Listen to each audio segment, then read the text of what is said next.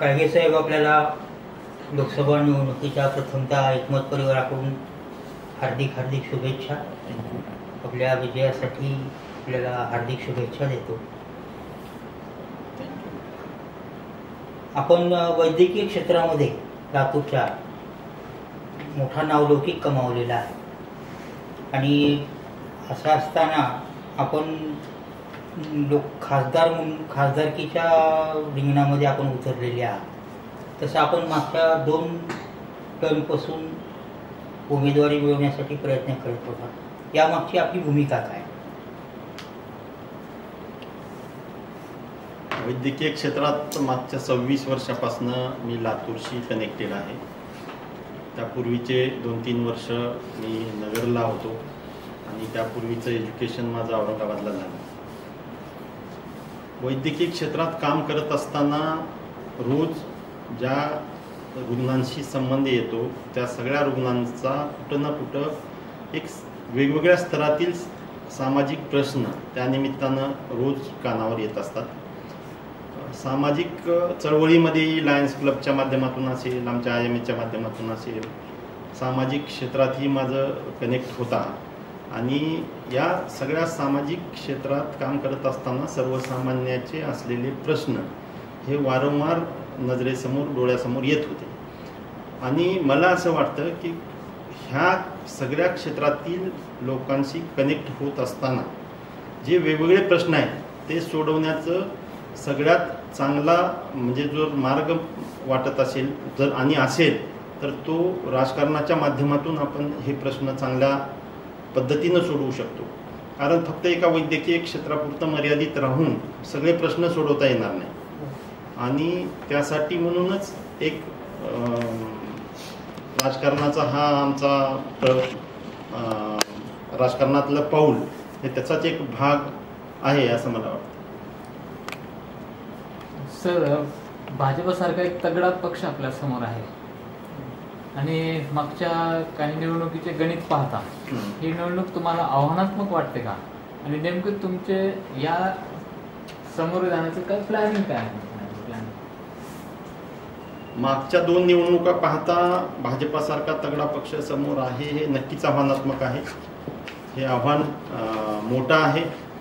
पण ज्या पद्धतीनं भाजपाच्या सरकारने सर्वसामान्यांच्या प्रश्नावर दुर्लक्ष केलेलं आहे त्या प्रश्नाला केलेलं दुर्लक्ष, शेतकऱ्यांचं असलेला प्रचंड मोठ्या प्रमाणात आक्रोश, बेरोजगारांचा मोठा प्रश्न, ह्या सगळ्या प्रश्नामुळं महागाई, सर्वसामान्य जनतेची जी एक प्रकारची पिळवणूक वेगवेगळ्या पद्धतीनं ह्या काळामध्ये होत आहे आणि ज्या पद्धतीचं राजकीय वातावरण सध्या भारतभर आपण पाहतो ह्या सगळ्या गोष्टीमुळं सर्वसामान्य जनता नक्कीच विचार करते आणि बदलाचे वारे सर्वसामान्यांच्या मनात आपणाला दिसून येतात आणि हाच आमचा म्हणजे सगळ्यात मोठा पॉझिटिव्ह पॉईंट या इलेक्शनमध्ये आहे असं मला वाटतं. प्लॅनिंग काय?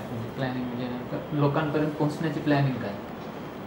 लोकांच्या समोर जात असताना आजपर्यंत आम्ही ज्या 26 वर्षापासून जितक्या पब्लिकशी कनेक्ट आम्हाला करता आलेलं आहे वेगवेगळ्या मार्गाने, वैद्यकीय व्यवसायाचा असेल किंवा सोशल माध्यमातून असेल, तो ऑलरेडी मोठा बेस आमच्या पाठीशी आहे. दुसरं महत्त्वाचं म्हणजे ज्या ग्रामीण भागातून माझं जन्म झाला, माझं शिक्षण झालं, त्या ग्रामीण भागाशी माझा असलेला कनेक्ट हा माझी सगळ्यात मोठा म्हणजे शक्तिस्थळ आहे म्हणायला हरकत नाही. सर्वसामान्य नागरिकाशी रोज जो संपर्क माझा येतो तो सर्वसामान्य माणूस माझ्या पाठीशी त्या निमित्तानं उभा राहील. आपला माणूस ही जी एक संकल्पना सर्वसामान्यामध्ये माझ्याविषयी आहे ती नक्कीच माझं सगळ्यात मोठं म्हणजे शक्तिस्थान असावं असं मला वाटतं. प्रत्येक पक्ष आपलं एक विजन मांडतो की 10 वर्षाचा असेल, 5 वर्षाचा असेल किंवा पुढच्या काळातलं. बरेच आता म्हणजे भाजप पण वेगवेगळे असं आश्वासन देतं किंवा सांगतं की आम्ही 10 वर्षात काय करणार, 5 वर्षात काय करणार. असं तुमचं समोरचं 5 वर्षाच्या काळाचं विजन काय? पुढल्या 5 वर्षामध्ये आदरणीय राहुल गांधीजी आणि त्यांच्या टीमनी जे मुद्दे सर्वात सामान्याचे सोडवण्याच्या दृष्टीने जो मॅनिफेस्टो तयार केलेला आहे त्या मॅनिफेस्टोनुसार आपणाला शेतकऱ्यांसाठी काम करायचं आहे. शेतकऱ्यांच्या बऱ्याच मुद्द्यावर आदरणीय राहुल गांधीजींनी प्रकाश टाकला आहे. जे सगळ्यात कळीचे मुद्दे आहेत त्याच्यामध्ये हमीभावाचा मुद्दा आहे, शेतकऱ्यांच्या कर्ज माफीबद्दलचा आयोग निर्मितीचा म्हणजे विषय आहे, शेतकऱ्यांना जे विमा दिला जातो त्याच्यासाठी एक वेगळं स्वतंत्र यंत्रणा उभी करण्याची हमी काँग्रेस पक्षाने मॅनिफेस्टोमध्ये दिलेली आहे. आणि हे मुद्द्याबरोबरच बेरोजगारांचे प्रश्न आहेत, महिलांचे प्रश्न आहेत, महिलांच्या सक्षमीकरणाचा प्रश्न आहे, महिलांच्या आर्थिक उन्नतीचा सपोर्टचा प्रश्न आहे. ह्या सगळ्या प्रश्नावर एक प्रकारचं वचननामा म्हणजे काँग्रेस पार्टीनं डिक्लेअर केलेला आहे आणि त्या सगळ्या म्हणजे वचननाम्याला समोर घेऊन आम्ही त्यासाठी काम करण्याची हमी देऊन आम्ही मतदारासमोर जात आहोत. त्याला जोडूनच काही लातूरचे पण प्रश्न आहेत म्हणजे की पाण्याचा असेल, असे बरेच आहेत जे उद्योग आहेत, लघुउद्योग आहेत किंवा उद्योग प्रक्रिया आहे म्हणजे शेती उत्पादनावर, त्याच्यावर आधारित म्हणजे लातूरसाठी नेमकं काय द्यायचं?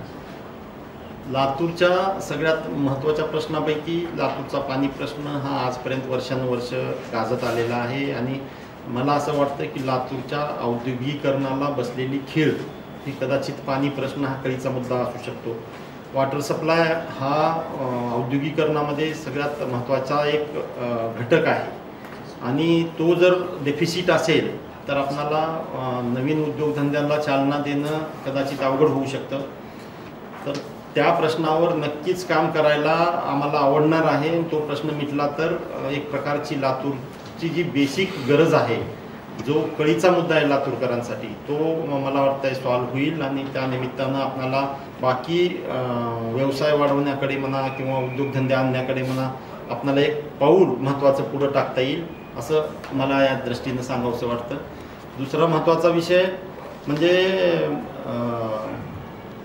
दुसरा जो महत्त्वाचा विषय सध्या आहे तो देशभरामध्ये राजकीय परिस्थिती जी आहे त्या परिस्थितीमुळं ज्या पद्धतीचं राजकारण सध्या महाराष्ट्रात आणि देशामध्ये चालू आहे या पद्धतीचं राजकारण या जनतेनं आता स्वीकारलेलं नाही मनातून नक्कीच. आणि लातूरची जी राजकीय संस्कृती आहे ही राजकीय संस्कृती जपण्याची परंपरा यापुढेही आम्ही प्रामाणिकपणे चालू ठेवण्याचा प्रयत्न करणार आहोत.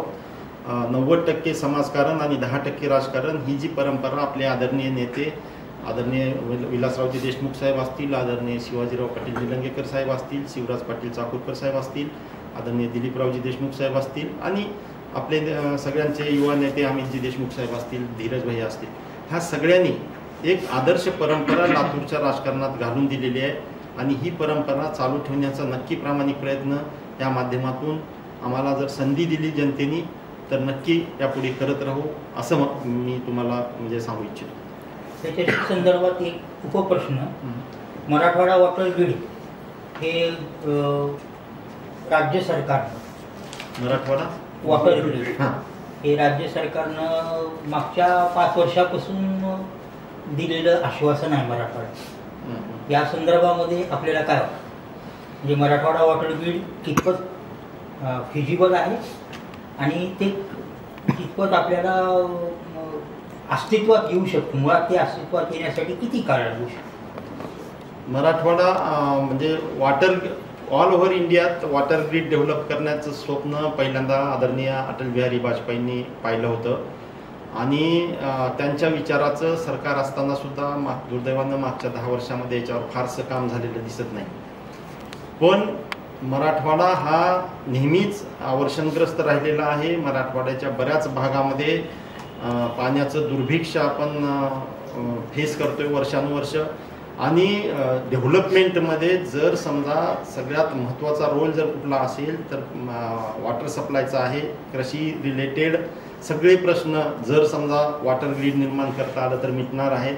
मराठवाड्याच्या औद्योगिकीकरणाचा प्रश्न वॉटर ग्रीड झाला तर मिटणार आहे आणि सर्वसामान्य शेतकऱ्याचा आर्थिक स्तर जर उचलायचा असेल तर त्या शेतकऱ्याला आपण पाणीपुरवठा जर चांगला करू शकलो तर त्याची आर्थिक उन्नती शेतीच्या माध्यमातून साधता येऊ शकते आणि दुसरीकडं कुठल्या गोष्टीवर प्रचंड पैसे खर्चण्यापेक्षा जर वॉटर ग्रीड निर्माण करण्यासाठी जर सरकारने प्रामाणिक प्रयत्न केले आणि सह्याद्रीसारख्या भागातून जे पाणी पडल्या समुद्रात निघून जातं ते जर आपल्याला ह्या परिसरात कुठल्या माध्यमातून वळवता आलं तर ते एक मोठा म्हणजे बदल आपल्या पूर्ण मराठवाड्यासारख्या मागासलेल्या भागासाठी करता येऊ शकतो. आणि यासाठी जितकं प्रयत्न करता येतील सरकार सेंट्रल गव्हर्नमेंटच्या माध्यमातून म्हणा किंवा राज्य सरकारच्या माध्यमातून म्हणा, त्यासाठी एक लोकप्रतिनिधी म्हणून जर मला संधी मिळाली तर ते करण्याचं नक्कीच धोरण प्रामाणिकपणे राबवण्याचा माझा विचार आहे. तर आपल्या मतदारसंघातली एकूणच आरोग्य व्यवस्थेबाबत तुमचा काय प्रोजेक्ट आहे, प्लॅन काय आहे? मी आता 26 वर्षापासून या आरोग्य क्षेत्राशी लातूर जिल्ह्यातला जुळलेला आहे. शासकीय स्तरावरची जी यंत्रणा आरोग्याची आहे ती तुटपुंजी आहे. लातूरच्या आरोग्य सेवेमध्ये महत्त्वाचा रोल सध्या मेडिकल कॉलेज जे आदरणीय विलासरावजी देशमुख साहेबांनी त्यांच्या प्रयत्नातून स्थापन केलं आणि इथं ज्या पद्धतीची व्यवस्था मेडिकल कॉलेजेसमध्ये दिली जाते ती खरंच म्हणजे वाखाणण्यासारखी आहे. आणि त्यासाठी सगळ्यांचं मी अभिनंदनही करू इच्छितो त्या या माध्यमातून जनतेला सेवा उपलब्ध असल्याबद्दल. यांनी कोविड काळामध्येही चांगलं काम केलं, त्याच्याबद्दलही आपण यांचं म्हणजे अभिनंदन केलं पाहिजे. पण जी सेवा ग्रामीण भागामध्ये दिली जाते त्यामध्ये विशेषतः प्राथमिक आरोग्य केंद्राच्या सक्षमीकरणाचा विषय हा आपल्याला नक्कीच विचार करावा असा आहे. कारण प्राथमिक आरोग्य केंद्रामध्ये मिळणाऱ्या सुविधा या तुटपुंज्या आहेत, तिथं असलेलं इन्फ्रास्ट्रक्चर तुटपुंज आहे. तिथं बऱ्याच तुम्ही जर प्राथमिक आरोग्य केंद्रामध्ये सर्वे केला तर बऱ्याच ठिकाणची निवासस्थानं परेशानीमध्ये आहे, तिथं डॉक्टर राहू शकत नाहीत अशी परिस्थिती आहे. आणि तिथं दिला जाणारा स्टाफ, तिथं असलेल्या मेडिसिनची उपलब्धता हे सुद्धा तुटपुंजी आहे. त्यामुळं ह्या तिथं राहून काम करत असताना डॉक्टरांना ज्या अडचणी येतात त्या आपणाला एका म्हणजे ठोस पावलं उचलून त्याच्यासाठी एक नियोजनबद्ध कार्यक्रम करून मिटवाव्या लागतील. आणि त्यासाठी आपणाला सर्व स्तरावर मग सेंट्रल गव्हर्नमेंटपासून स्टेट गव्हर्नमेंटपर्यंतच्या सगळ्या स्तरावर काम करण्याची गरज आहे. आणि आर्थिक तरतुदीची सुद्धा त्याच्यासाठी गरज आहे असं मला वाटतं. तुम्ही काय रूपरेषा बनवली का साधारण किंवा काय काय करता येऊ शकतं असं? नाही, रूपरेषा तर माझ्याकडं कुठली सध्या तरी नाही आहे. पण भविष्यामध्ये आपणाला ह्या रूपरेषा निर्माण करता येतील, त्याचा अभ्यास करून पुटअप करता येईल. आणि त्याची टीम आपल्याकडं म्हणजे वैद्यकीय क्षेत्राची तर सगळ्या टीम आमच्याकडं आता म्हणजे कुठं काय डेफिसिट आहे हे आम्हाला एक विचार केला तर 2-4 दिवसामध्ये सगळ्या जिल्ह्यातले डेफिसिट मतदारसंघातले डेफिसिट आपल्यापर्यंत येऊ शकतात.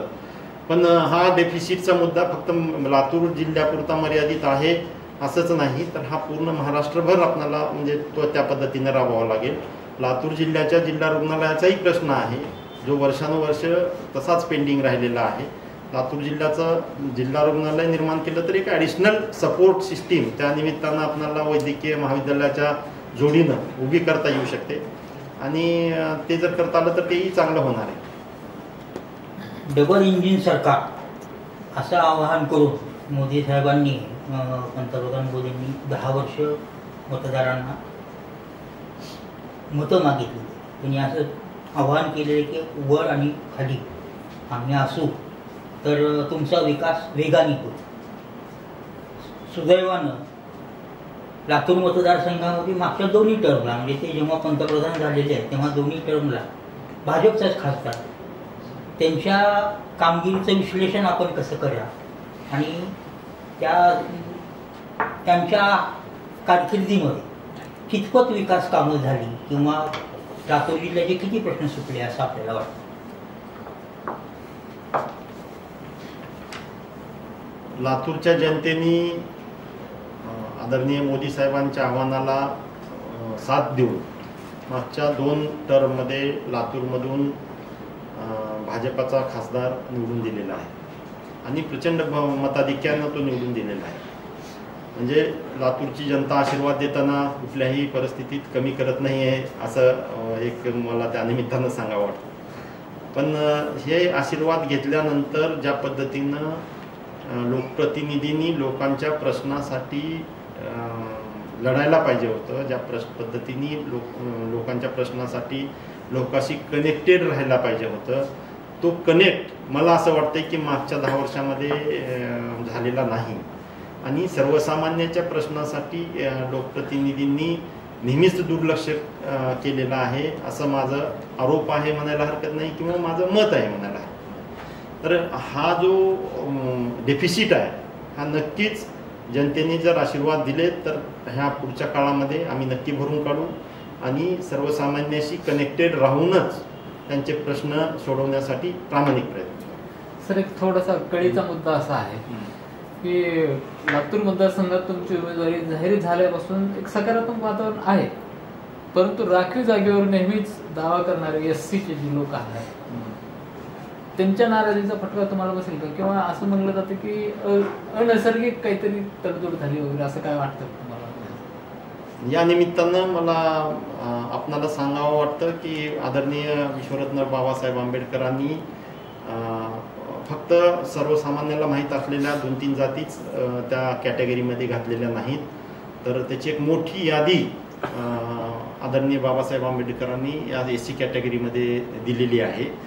आणि त्यांचा एक संविधानाच्या माध्यमातून प्रामाणिक प्रयत्न आदरणीय बाबासाहेब आंबेडकरांनी एवढ्यासाठीच ह्या राखीव जागेचं नियोजन केलंय की समाजातल्या खालच्या स्तरातल्या सगळ्या लोकांना तिथं प्रतिनिधित्व मिळावं लोकसभेमध्ये, आणि ते प्रतिनिधित्व देण्याच्या दृष्टीनं त्या कॅटेगरीनुसार ज्या जागा राखीव ठेवण्यात आल्या त्या कॅटेगरीमधल्या फक्त एका दुसऱ्या जातीलाच नेहमी प्रतिनिधित्व मिळावं असं नाही, तर आदरणीय बाबासाहेबांच्या विचाराला अनुसरूनच माझी उमेदवारी काँग्रेस पक्षानं दिलेली आहे असं माझं मत आहे.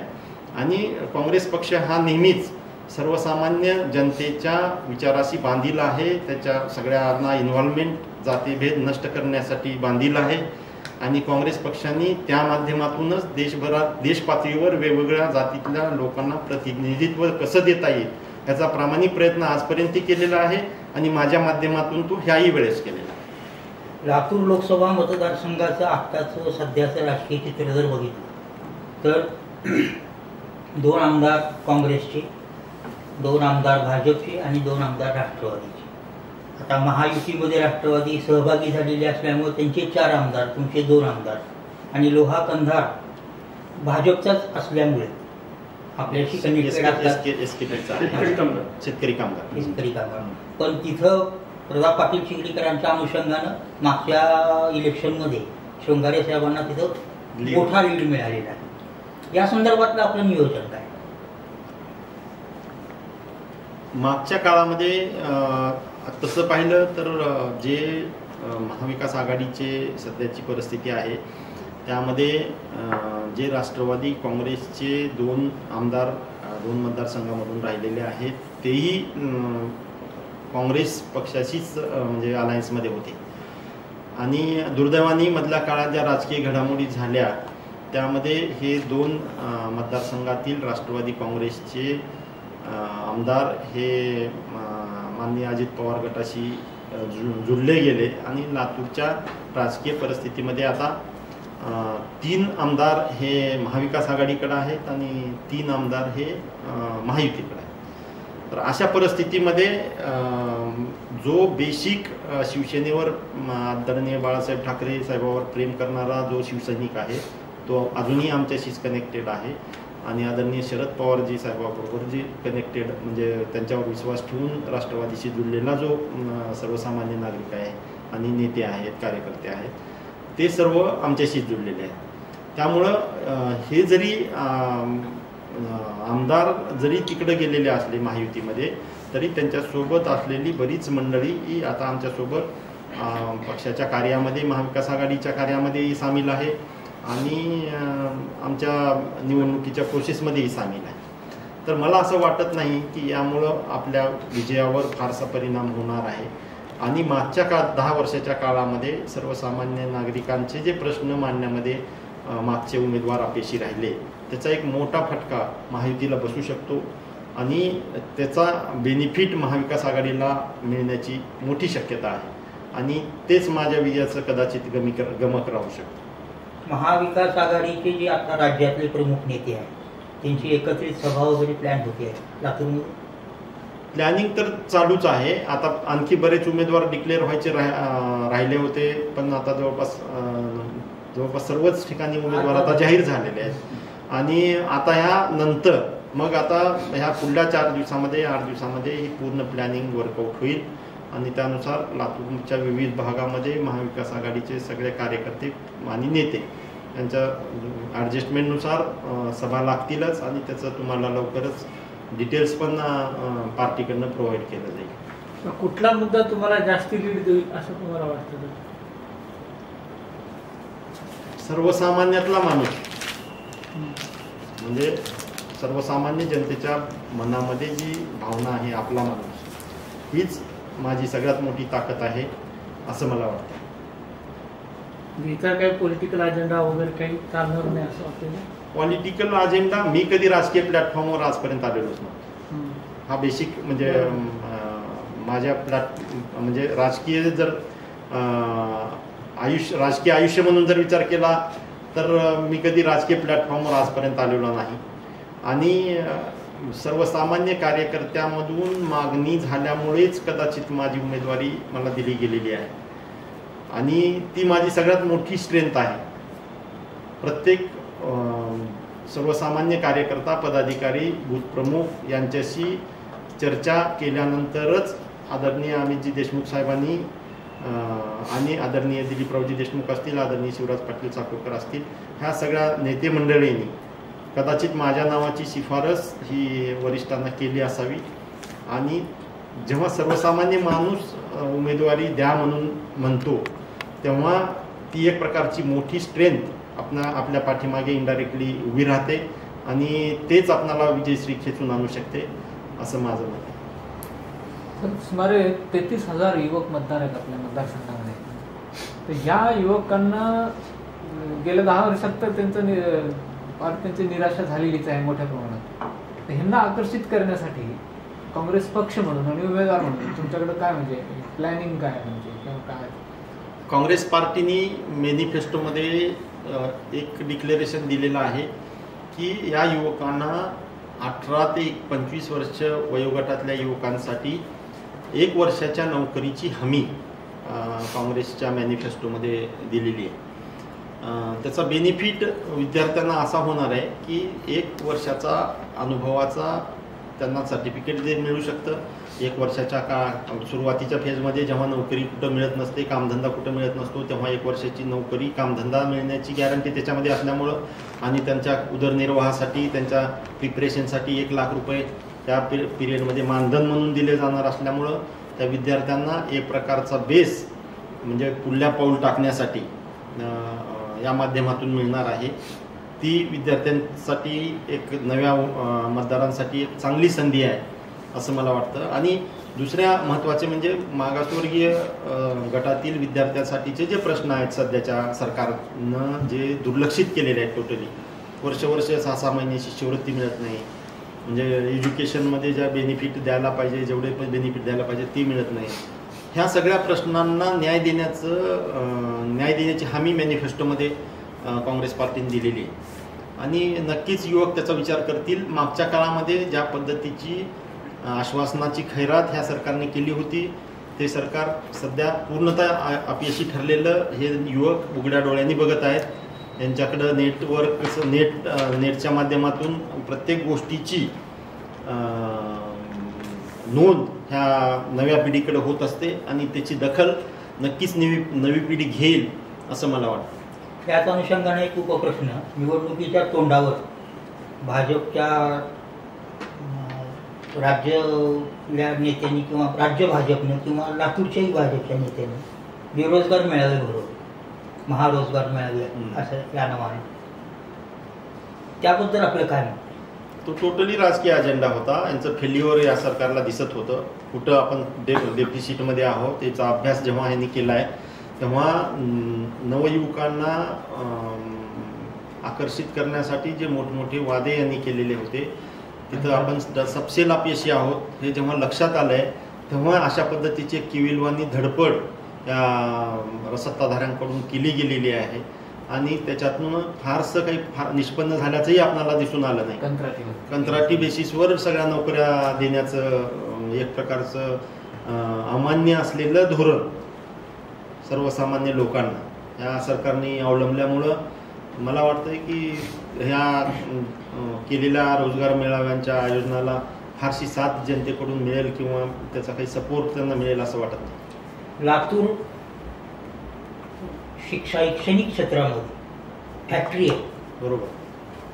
डॉक्टर्स, इंजिनियर्स, IITians किंवा इतरही क्षेत्रामध्ये स्पर्धा परीक्षांमधून सुद्धा लातूरचे विद्यार्थी मोठ्या प्रमाणावर चमकले, पण त्यांची बेरोजगारी हा मोठा प्रश्न आहे. ते स्वजिल्ह्यामध्ये, लातूर जिल्ह्यामध्ये त्यांना रोजगार उपलब्ध, या संदर्भामध्ये आपली काय योजना असणार?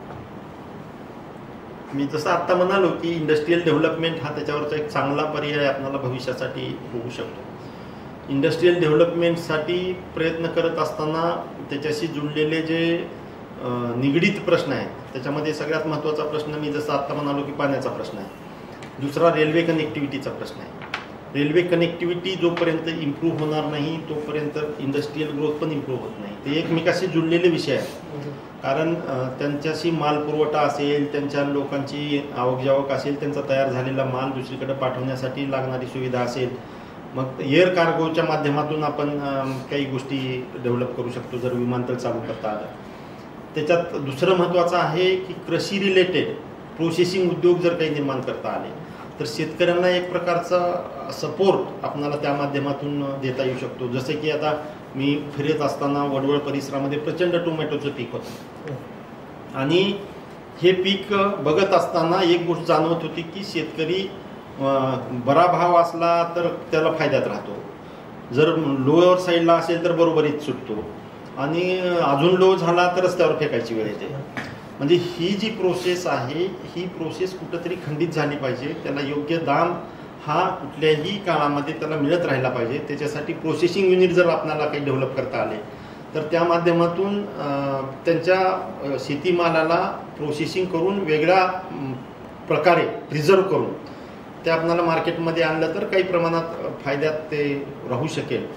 आणि तशा पद्धतीची एक प्रयत्न आपल्याला जर करता आले तर त्याचा आनंदच मला नक्की होईल. असाच विषय आता उपप्रश्नाच्या संदर्भात आपण शेतीविषयी बोलत आहात किंवा प्रोसेसिंगविषयी बोलत आहात. सोयाबीन हब आहे लातूर, पण त्या अनुषंगानं लातूरमध्ये सोयाबीन शेतकरी जे पिकवतात त्यांना लोकल मार्केटमध्ये उठाव मिळावा अशी इंडस्ट्री इथं नाही. तोकडी आहेत, ते जे काही तेल उद्योग आहेत ते तोकडे आहेत. या संदर्भामधलं आपलं धोरण काय असेल?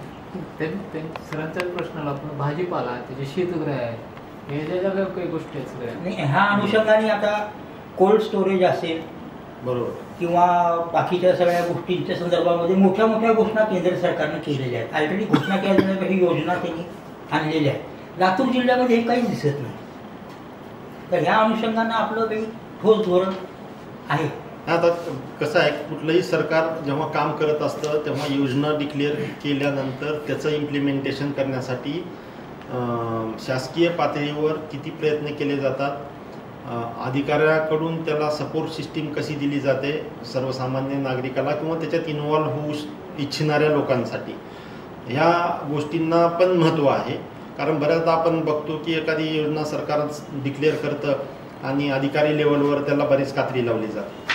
मग अशा पद्धतीचं जर धोरण असेल तर त्याला विरोध लोकल स्तरावर पण झाला पाहिजे, राजकीय स्तरावर पण झाला पाहिजे आणि त्या माध्यमातून सर्वसामान्य जनतेपर्यंत ती योजना कशी पोहोचवता येईल आणि त्याच्यातनं इम्प्लिमेंटेशन कसं करून ह्या परिसराच्या डेव्हलपमेंटला आपल्याला उभारी देता येईल, तो विषय महत्त्वाचा आहे.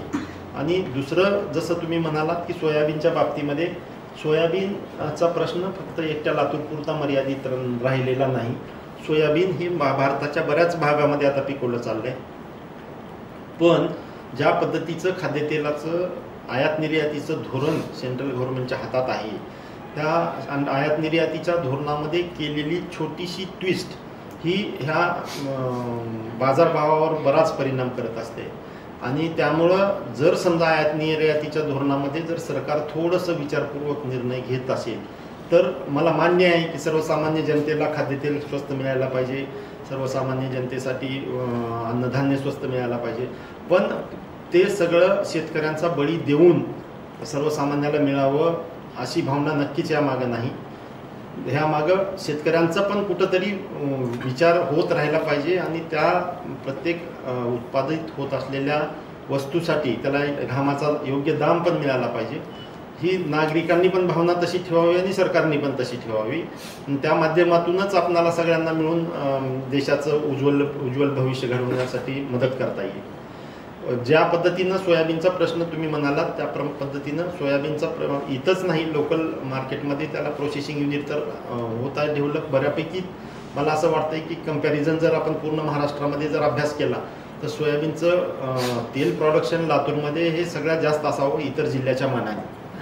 पण आता आणखी याच्यामध्ये इम्प्रूव्हमेंटच्या दृष्टीनं पण प्रयत्न इथं व्हायला पाहिजे, पण हाच प्रयत्न पूर्ण महाराष्ट्रभर पण व्हायला पाहिजे, कारण महाराष्ट्राच्या बऱ्याच भागामध्ये सोयाबीन आता घेतलं जातं आणि आपल्या कर्नाटकाच्या आंध्राच्या भागामध्ये पण आता बऱ्यापैकी त्याच्यामध्ये वाढ झालेली आहे.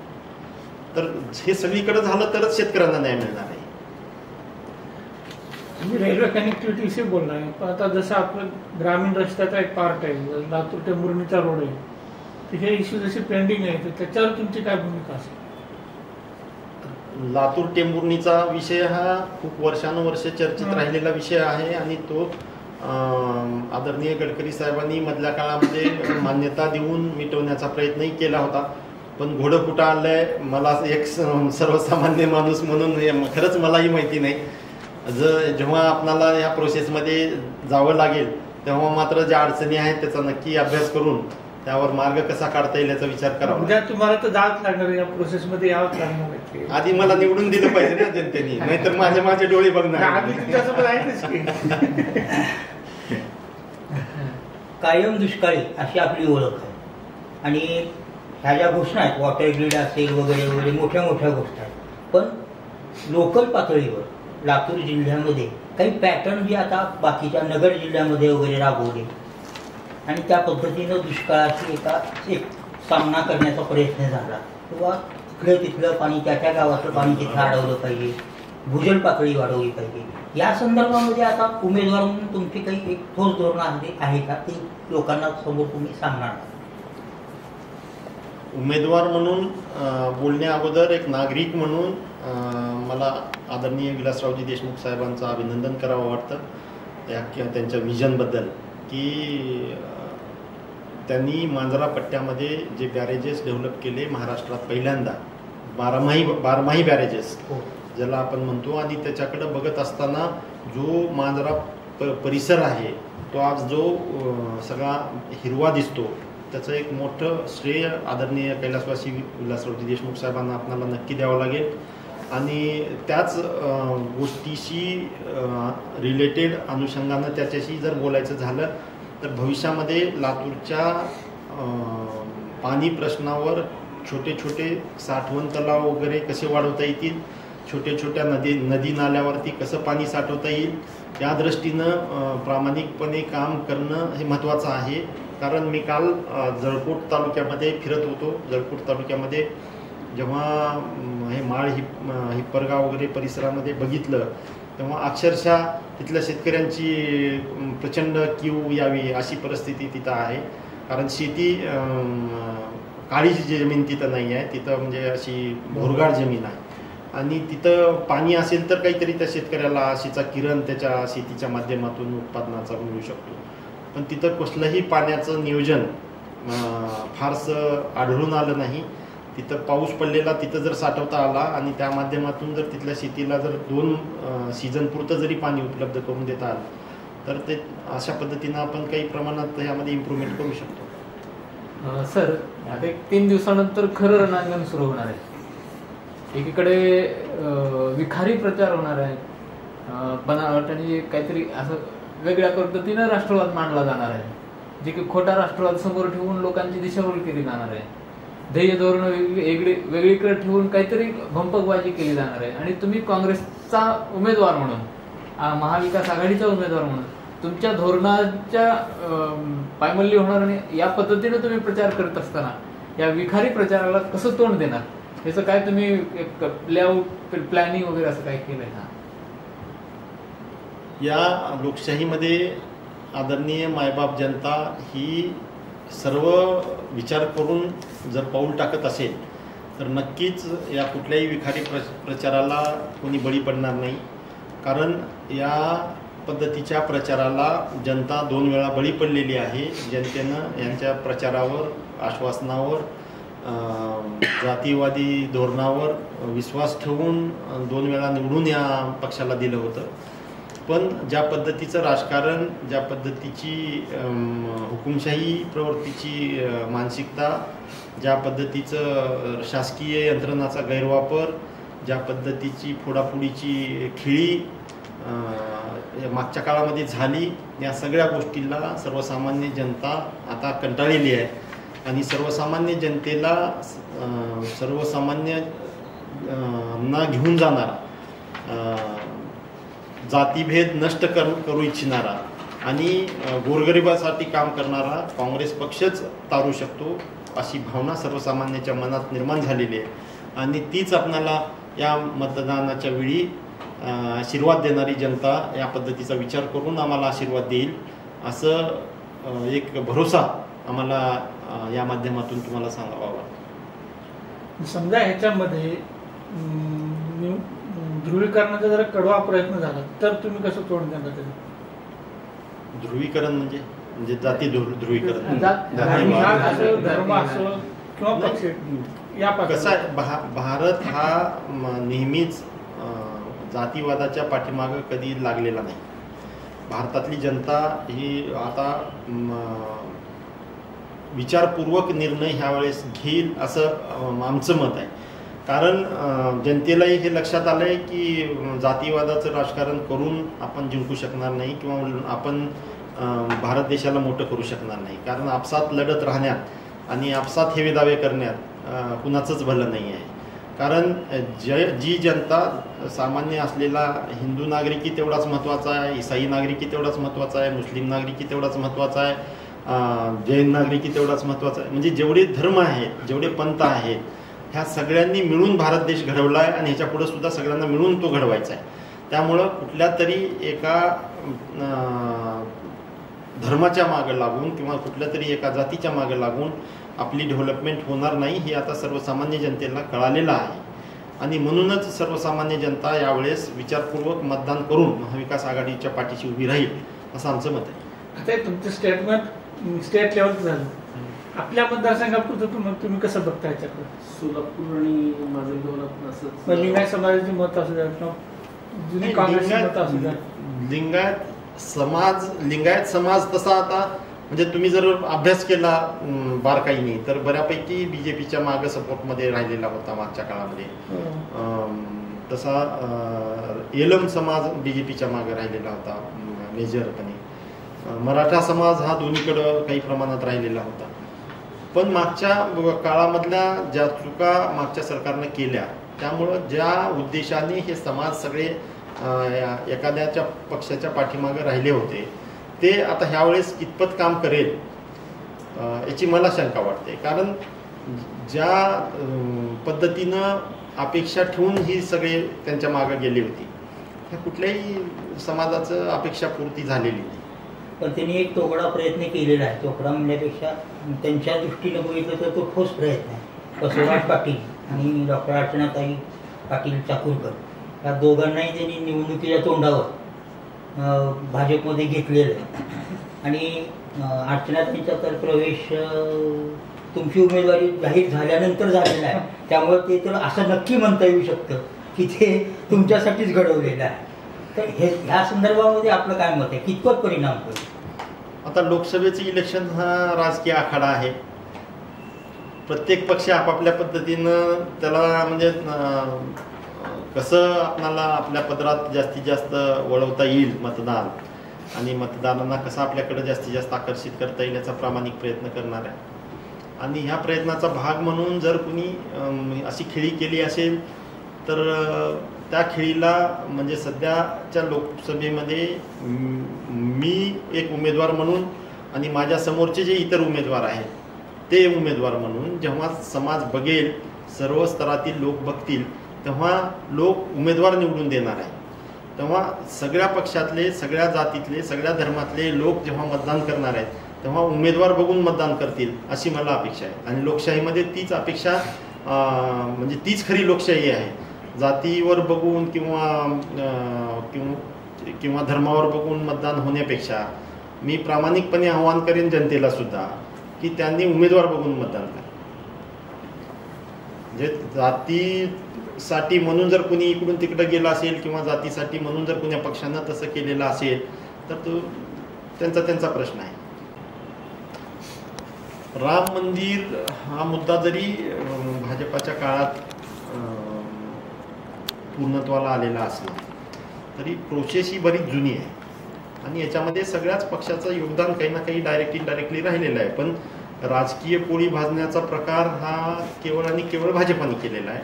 असेल योगदान त्यांचं, त्याच्याबद्दलही आम्हाला काही म्हणजे वादविवाद वाढवायचे नाही आहेत. पण राम हा सर्वसामान्याच्या मनातला आहे, हृदयातला आहे आणि त्या देवी देवताबद्दलचा आदर हा प्रत्येक हिंदूच नाही तर बाकीच्या जाती धर्मातून सुद्धा तो मानला जातो, पाळला जातो. आणि त्या गोष्टीचं भांडवल करणं हेच राजकीय दृष्ट्यामुळे चुकीचं आहे. आणि ह्या भांडवलावरच मागच्या काळामधले जी इलेक्शन्स जिंकली गेली ती आता सर्वसामान्य जनतेला बऱ्यापैकी माहिती झालेली आहे. त्यामुळे राम मंदिरचा मुद्दा ह्या इलेक्शनमध्ये किती चालेल हा प्रश्नच आहे.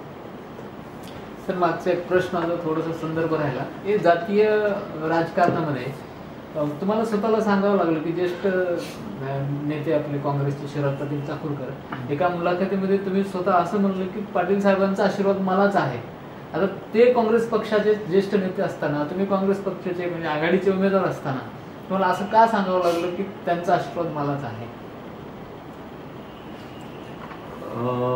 यामध्ये सांगताना मला सांगावंसं वाटतं की आदरणीय शिवराज पाटील चाकूरकर हे भारतातल्या सुप्रीम नेत्यापैकी एक आहेत काँग्रेस पार्टीच्या. आणि सध्याच्या राजकीय परिस्थितीमध्ये आदरणीय शिवराज पाटील चाकूरकर साहेबांनी काँग्रेस सोडलेली नाही. आणि आदरणीय चाकूरकर साहेबांना मी प्रत्यक्ष भेटलेलो पण आहे.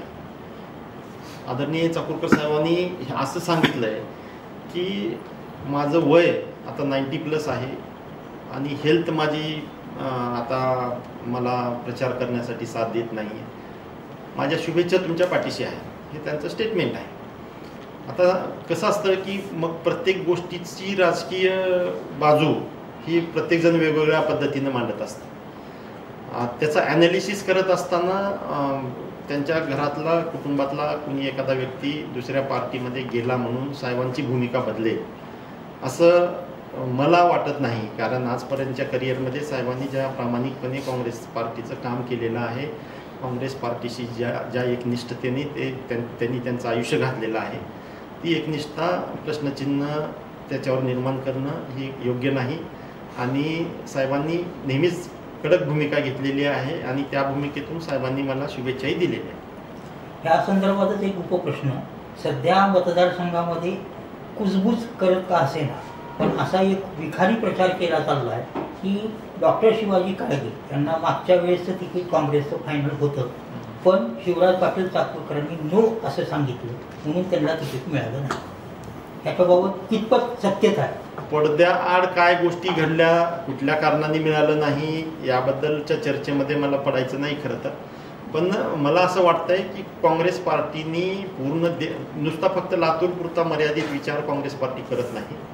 काँग्रेस पार्टी ही देशभरातल्या ज्या काही 50, 52, 54 जागा आहेत राखीव जागा, त्या जागेवर प्रतिनिधित्व देत असताना सगळ्या वेगवेगळ्या जाती धर्मातल्या लोकांना कसं प्रतिनिधित्व देता येईल याचा विचार करत असते. आणि त्या माध्यमातून गेल्या वेळेस आदरणीय कामत साहेबांना काँग्रेस पार्टीने उमेदवारी दिली. कदाचित मातंग समाजाला प्रतिनिधित्व देण्याची भूमिका पक्षाची असावी आणि लातूर मतदारसंघासाठी तसा विचार आमच्या AICCनं केलेला असावा म्हणून ते पक्षातनं त्यावेळेस तिकीट कदाचित नाकारला असेल.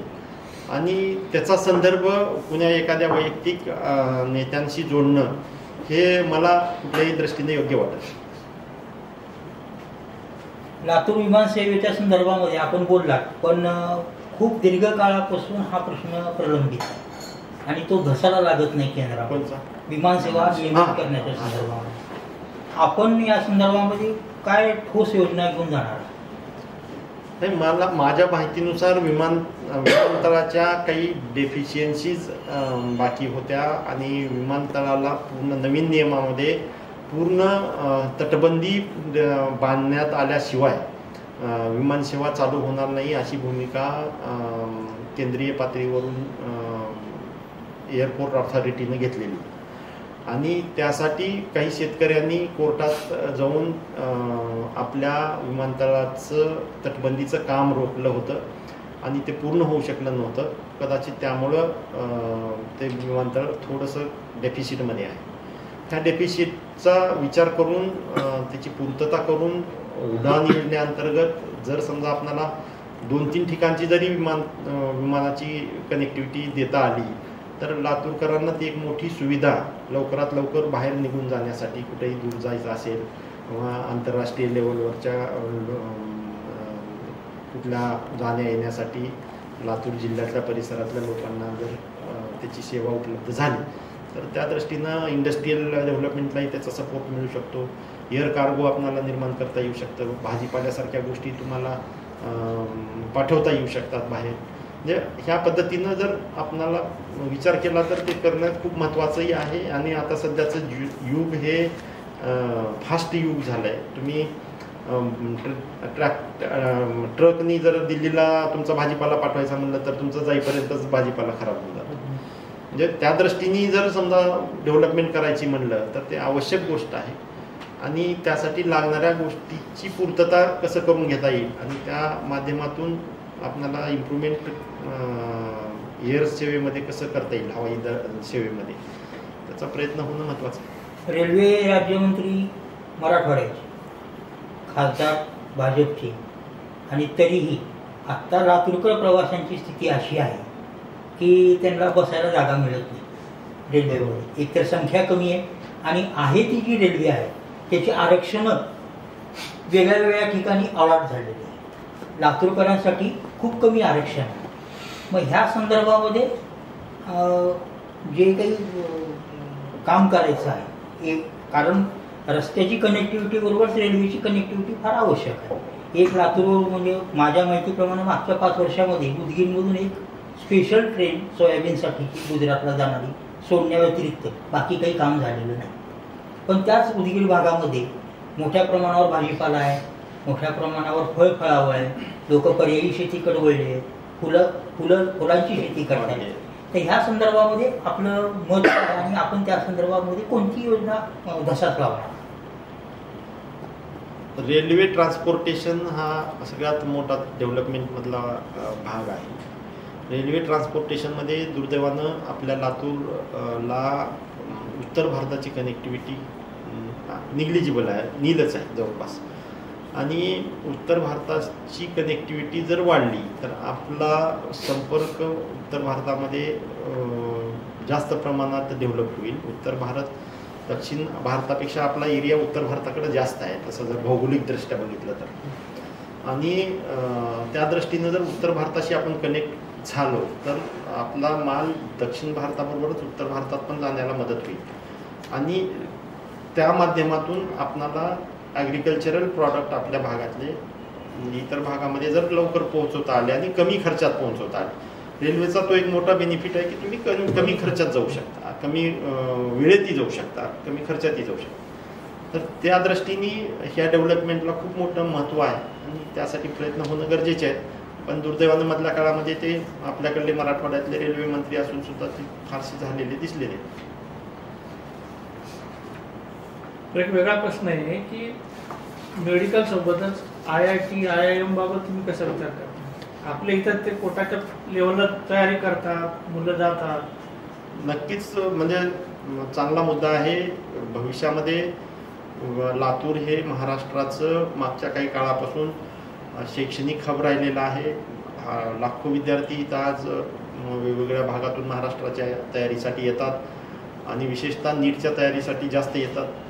त्याच्यामध्ये IITच्या तयारीसाठी सुद्धा काही प्रमाणात एक मोठी संख्या आपल्याकडे येताना दिसते. केंद्रीय स्तरावरील ज्या या शैक्षणिक गोष्टी आहेत, ज्याच्यामध्ये IIT असेल, IIM असेल, एम्स असेल किंवा ह्या केंद्रीय विद्यापीठ असेल अजून कुठलं, तर ह्या सगळ्या गोष्टी लातूरला मिळायला पाहिजेत. लातूरकरांचा तो एक म्हणजे हक्क आहे म्हणायलाही हरकत नाही, कारण एवढे विद्यार्थी भारतभर आपल्याकडून जात असताना जर ती सुविधा आपल्याला इथं देता आली तर त्या विद्यार्थ्यांचा खर्चही वाचेल आणि विद्यार्थ्यांसाठी होणारी सशिवलपट विद्यार्थ्यांची आपण रोखता येऊ शकेल. तर त्या दृष्टीनं आपण प्रयत्न नक्की करणार आहे त्या बाबतीमध्ये, आणि तो प्रयत्न कितपत यशस्वी होतो, कितपत आपल्याला यश मिळेल हे काळ ठरवेल. तर संभाजीनगरला असा प्रयत्न झाला होता IIM आणायचा, पुन्हा लॉचं कॉलेज एक आणायचं होतं, हे दोन्ही पळवले भाजपने. तर आपल्या इथं असं जर काही चांगलं करता आलं नाही, जर समजा इंडिया आघाडीचं सरकार आलं तर नक्कीच आपणाला यामध्ये न्याय देण्यासाठी प्रयत्न करता येतील जास्त. पण जर समजा मला जनतेने लातूरच्या निवडून जरी दिलं आणि सरकारवर जर विरोधी पक्षाचं आलं, आपल्या विचाराचं आलं नाही, तर नक्कीच त्याच्यासाठी लढावं लागेल, झगडावं लागेल. प्रयत्न तर आपल्या परीनं सोडून चालणार नाही, प्रयत्न करत राहणं. आजचा समजा क्लेम आपण केला तर आज नाही सँक्शन झाला तर पुढल्या काळामध्ये भविष्यात कधी ना कधी त्या क्लेमला म्हणजे मान्यता मिळू शकते, आणि तसा प्रत्येक वेळी सगळं पॉझिटिव्हच होईल असाही विचार करून जमणार नाही. आपण प्रयत्न तर करणं महत्वाचं आहे. पण आपल्या भागात जी मुलांची स्ट्रेंथ आहे किंवा जी स्किल आहे किंवा जे शैक्षणिक कौशल्य त्यांच्यात आहे हे टॉपला येतात, बरोबर आहे. पण त्यांना जर ही बाहेर जाऊन तिथं शिकण्यापेक्षा तिथलं ट्रेनिंग अडॉप्ट करण्यापेक्षा इथं लोकल लेवलला जर मिळालं नक्कीच ती एक अभिमानाची गोष्ट राहील आणि आनंदाची गोष्ट राहील. आणि एवढ्या विद्यार्थ्यांना जर आपल्याला न्याय देता आला त्या माध्यमातून तर ते नक्कीच मलाही आवडेल, आणि जर मला संधी मिळाली तर नक्की त्यासाठी मी प्रयत्न करणार. त्याच्याच अनुषंगाने एक प्रश्न, आता आपण अगदी अभिमानानं सांगतो आणि ते खरंही आहे की लातूर शैक्षणिक हब आहे, माहेरघर आहे, पण लातूर मधली सुद्धा किंवा राज्यातली सुद्धा एकत्र आपण थोडा मोठ्या परिप्रेक्षामध्ये विचार केला तर सार्वजनिक शिक्षण संस्था, सार्वजनिक शिक्षण व्यवस्था जी आहे ती शिक्षण व्यवस्था वरचेवर मोडकळीला जाते. म्हणजे त्यांच्याकडे पैसा आहे, पैसा टाका आणि शिका हे धोरण आहे. मग गरिबांच्या मुलांनी शिकायचं की नाही शिकायचं त्या संदर्भामध्ये कुठल्या तरी ठोस योजना असल्या पाहिजे. आणि या संदर्भामध्ये आपण काय योजना मांडणार, आपण काय प्रयत्न करणार? सध्या सरकारमध्ये असलेली मंडळी या बऱ्याच गोष्टीकडं खाजगीकरणाकडं वळवण्याच्या दृष्टीनं विचार करताना आपणाला दिसते, आणि शैक्षणिक धोरणामध्येही तशा पद्धतीचा अंतर्भाव यांच्या मानसिकतेमध्ये असल्याचं ऐकण्यात आलेलं आहे, वाचण्यात आलेलं आहे. पण मला असं वाटतं की आता मी स्वतः जिल्हा परिषदेच्या खेड्यातल्या शाळेतून शिकून आज डॉक्टर झालेला एक विद्यार्थी आहे, आणि ह्या माध्यमातून जर समजा खाजगीकरण आज झालं आणि त्या माध्यमातून जर यायची जर परिस्थिती राहिली असती तर कदाचित मी स्वतःसुद्धा डॉक्टर झालो नसतो. म्हणजे ही जी परिस्थिती आहे की छोट्या समाजातल्या छोट्यात छोट्या व्यक्तीला शिक्षणाचा अधिकार आहे, आणि गरीबात गरीब श्रीमंतात श्रीमंत कुणी जरी कसाही असला तर त्याला शिक्षण हे योग्य पद्धतीनं मिळालं पाहिजे. त्याला त्याच्या अधिकाराचं शिक्षण मिळण्यासाठी खाजगीकरण हा सगळ्यात म्हणजे वाईट गोष्ट ठरेल समाजासाठी असं मला वाटतं. शिक्षणाचं खाजगीकरण हे ऑलरेडी सुरुवात झालेली आहे इनडायरेक्टली, पण भविष्य काळामध्ये आता जर तुम्ही असा विचार केला तर म्हणजे एक डॉक्टर प्रायव्हेट कॉलेजेसमधून निर्माण होण्यासाठी करोडोचा खर्च आहे. म्हणजे किती नागरिक हा खर्च करून स्वतःच्या मुलाला कॅपॅसिटी असताना सुद्धा डॉक्टर करू शकतील, हा एक विचार करायला लावणारा मुद्दा आहे. आणि कुठलंही शिक्षण जर समजा सरकारकडून जर योग्य किमतीमध्ये किंवा योग्य मार्गाने मिळालं, मेरिट बेसिसवर मिळालं तर ते जास्त चांगलं देशाचं निर्माण भविष्याच्या दृष्टीनं करू शकेल असंच मला वाटतं. लातूरचे विद्यमान खासदार आपल्या प्रचारामध्ये सगळ्यात मोठा अचिव्हमेंट त्यांची जी सांगतात किंवा प्रचाराचा मुद्दा जे बनवत आहे ते रेल्वे बोगी. त्या रेल्वे बोगीतून अद्याप कोच बाहेर पडलेला नाही, आणि त्या रेल्वे बोगीमध्ये लातूरमध्ये कुणी नोकरीला लागल्याचं ऐकू आपण. त्या संदर्भामध्ये आपण काय सांगा, ह्याला आपण उत्तर दिलं पाहिजे. रेल्वे बोगीच्या कारखान्यासाठी सध्याच्या सरकारने लातूरचा विचार केला, याच्याबद्दल सरकारचं अभिनंदनच करतो. पण रेल्वे बोगीचा कारखाना हा चालू झाल्यापासून वर्षानुवर्ष का रखडला इतके दिवस, उभारणीच्या डेफिसिट कुठल्या लेवलवर आहे आणि त्याचं निराकरण होणं गरजेचं आहे. ऑनलाईन उद्घाटन नुकतंच झाल्याचं ऐकिवात आहे, पण अजूनपर्यंत रेल्वेची बोगी बाहेर पडायला अजून 2 वर्षाचा 4 वर्षाचा अवधी आहे असंही सांगण्यात येत आहे. नेमकं घोडं कुठं आलंय याबद्दल मला फारशी कल्पना नाही, पण नक्की याला स्पीडअप करता कसं येईल त्याचा विचार आम्ही नक्की करू आणि त्या माध्यमातून आम्ही जर गेलो तिथं तर नक्की त्याला स्पीडअप करू. स्थानिकांना रोजगार आहे त्याच्या पाठीमागचं मोठं आश्वासन होतं. स्थानिकांना रोजगार मिळालाच पाहिजे. स्थानिकांना तिथं रोजगार याचा अर्थ असा आहे का की रेल्वे बोगीच्या कारखान्याच्या बाहेर वडापावचं गाडा टाकणे किंवा चहाचा स्टॉल टाकणे? नाही, कुठलाही कारखाना किंवा कुठलाही जेव्हा एखादा इंडस्ट्री आपल्या भागात येते तेव्हा नक्कीच तुम्ही म्हणताय तसं बाकीच्या उद्योगधंद्यांनाही उभारी येते, हे मान्य जरी असलं तर तिथं लोकल लेवलवर जी काम करणारा वर्ग राहणार आहे त्याच्यामध्ये स्थानिकांना प्राधान्य असायला पाहिजे असं माझं मत आहे.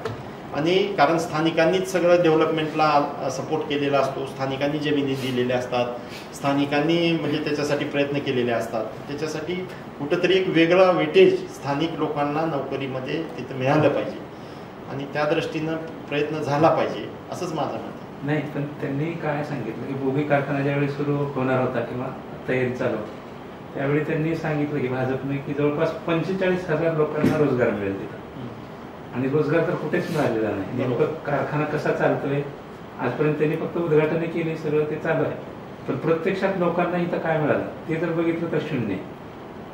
हेच जे रोजगाराचं खोटं आश्वासन दिलं जाते. त्याचा दुसरा मुद्दा असा आहे सर की स्किल डेव्हलपमेंट केल्यानंतर रोजगार की रोजगारानंतर डेव्हलपमेंट, म्हणजे त्यांना पाहिजे समजा एका स्किलचा माणूस पाहिजे आणि ते स्किल असलेली इथं एज्युकेशन नाही, फक्त स्किल डेव्हलपमेंट आधी तुम्हाला करावं लागेल. तर ते बेसिकली तुम्हाला त्या गोष्टी करणे गरजेचे असतात. त्याबद्दल काहीच बोलत नाही, फक्त रोजगार म्हणजे का आता सर जसं म्हणले ते बरोबर अनस्किल्ड रोजगार काय करणार ते म्हणजे असं माझा मुद्दाच तो होता.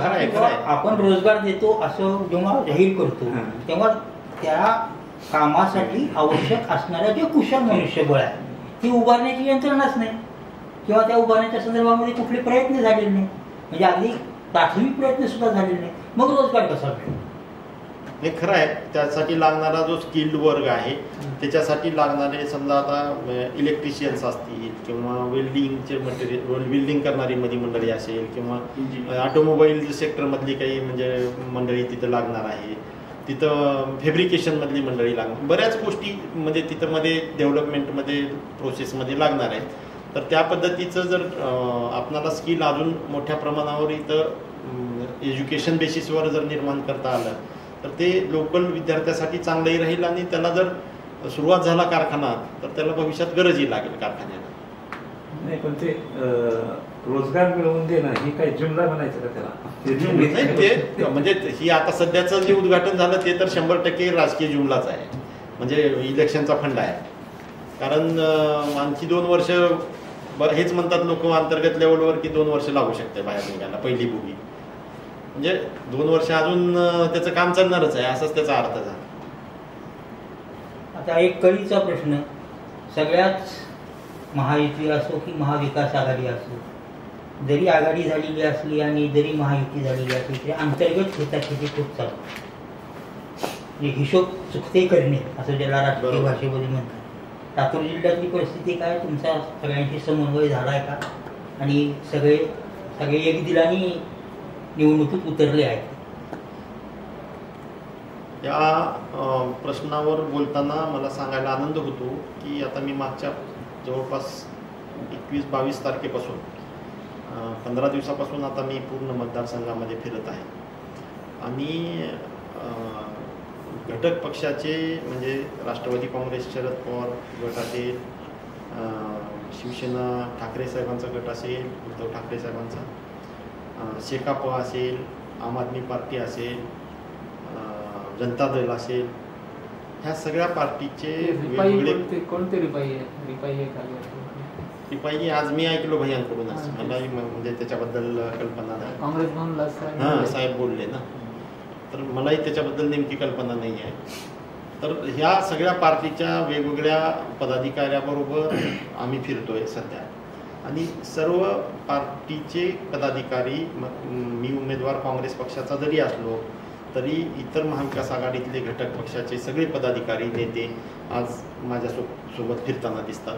आणि सगळ्याच्या बाबतीमध्ये एक महत्त्वाची भूमिका सगळ्यांची एकच आहे की पहिलं लोकसभा मग विधानसभा, अशी एक भूमिका त्यांची आता ठामपणे मला दिसून येते. आणि हे एकीचं बळ नक्कीच आमची विजयश्री खेचून आणणार आहे, यात शंका नाही.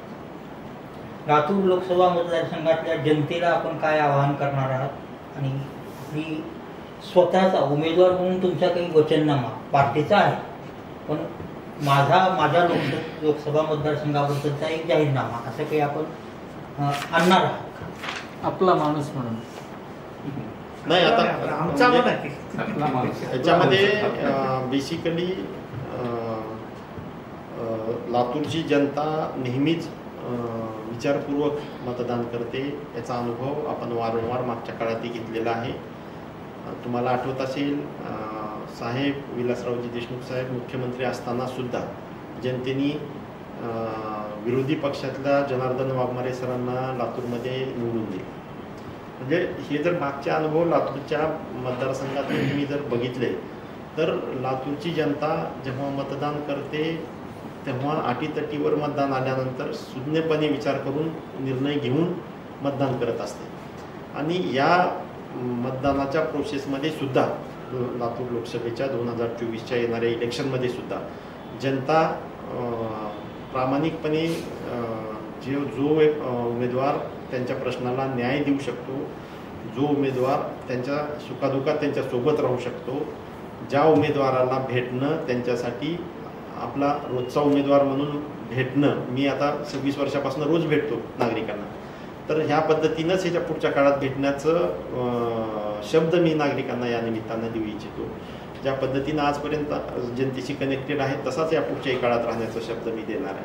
आणि आदरणीय अमितजी देशमुख साहेबांनी डिक्लेअर केल्याप्रमाणे प्रत्येक तालुक्याच्या प्लेसला महिन्यात कमीत कमी एक विजिट त्या लोकांचा लोकप्रतिनिधी म्हणून जर जनतेने संधी दिली मला, तर त्या परिसरामध्ये जाऊन तिथले प्रश्न समजून घेऊन, अडीअडचणी समजून घेऊन त्यांच्या प्रश्नावर काम करण्याचं नियोजन अमित भैया देशमुख साहेबांनी सुद्धा डिक्लेअर केलेलं आहे. आणि त्याचं पालन मी नक्की करणार.